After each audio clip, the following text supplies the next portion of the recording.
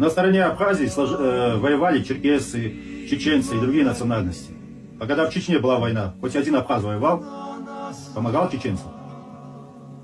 То, что 30 лет спустя Ибрагим понял, что не за ту Абхазию он воевал, я это намного раньше понял. Буквально первую поездку в Гагры. То, что не такой же и братский нам народ Абхазии. Это вот этот братский народ работает только в одну сторону, когда им что-то надо.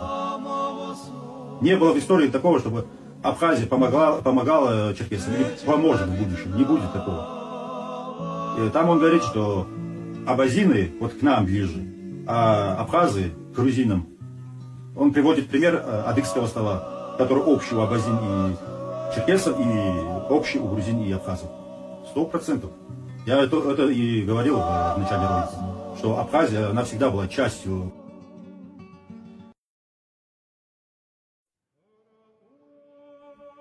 21 мая будет 160 лет со дня окончания войны между Российской империей и маленькой Черкесией и совершением первого в истории геноцида черкесов.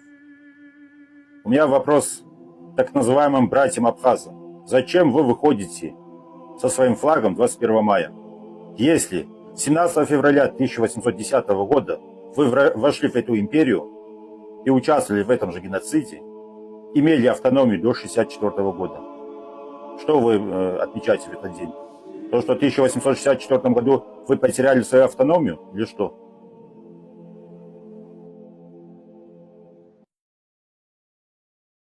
А Грузия не была дружественной Черкесии? Сколько сотен лет мы в отличных отношениях с Грузией были? Грузия не была дружественной? Назови хотя бы один период, когда независимая Абхазия существовала вне состава Грузии. Это исторически была всегда частью Грузии. Даже вот эта церковь, там их подчинялась всегда грузинскому. Это всегда была частью Грузии. Я тут же скажу, что сегодня, например, представители абхазской сепаратистской историографии очень смело говорят о том, что существовал католикосат Лехтимеретия и Абхазии. Они даже перечисляют католикосов Абхазии и называют их имена: Евдемон, Ефимий, Виссарион, Иосиф.